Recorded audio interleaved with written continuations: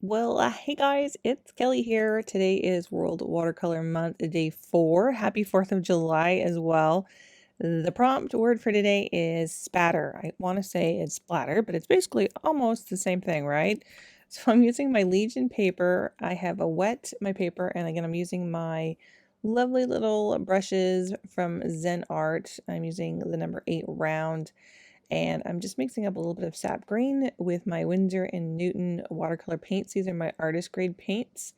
And you know what? I honestly don't see a whole lot of difference between my cotton paints and my artist quality paints.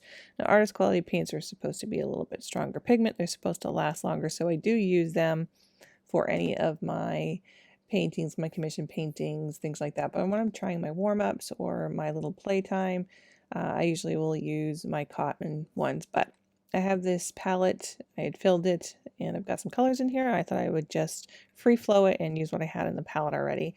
So you can see I am just having some fun. I did not know what I was going to be painting when I started. I knew obviously it was going to be more of trees, my usual type scenes, but this one is obviously more free flowing than some of my others, and I really have a good time with this. I actually did that with my Viva watercolor pads as well, just really let loose in some different colors and stuff, not the traditional, but this is fairly traditional. I'm using a lot of the sap green, my blues, a little bit of purple, a little bit of red, so some of the basic colors anyway. But I wasn't looking at anything when I did this. This is just having fun with watercolor on paper.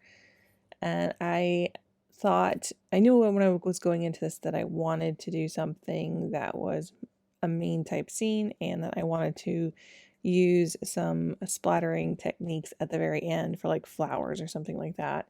So this one did get a little bit darker, and the lighting, again, we have a rainy day today, so I have my overhead lighting, and it does have a little bit of a reflection on here.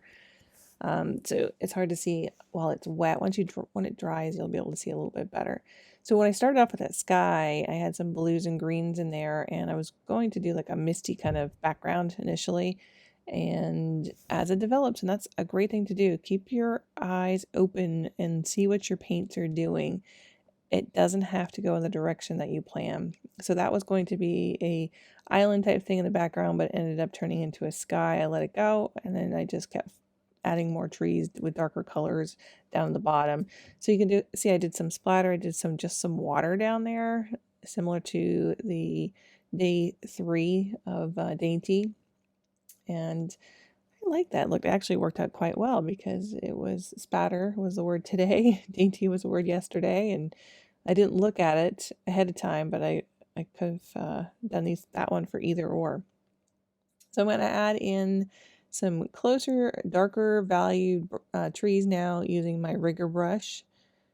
And I kept thinking, well, let's add a little bit more of the splatter. It was looking very dark, so I decided to add a little bit of gouache, a little yellow gouache. And once I dry this, I still feel it actually dried not real bright because my gouache, I had to add some water to it, so it faded a little bit. So I went back in again with a little bit of the rose color, some pinks and things, just to brighten it up a little bit because it just seemed rather dark. But it's probably because it's a dark day out here today and I'm just painting my mood, right? So I'm going to add a little bit of trees using my black Sharpie, so a little pen and ink. You know, I love my ink. And I'm going to just scribble in some little branches here, let's try another tree right here. That was supposed to be a tree when I was painting it, and I kind of forgot about it. It almost looks like a reflection, but we'll add the tree in there. And I think I'm going to add a little bit of paint on top of that to darken it up. And then it was too dark, so I had to add a couple more trees, some more branches.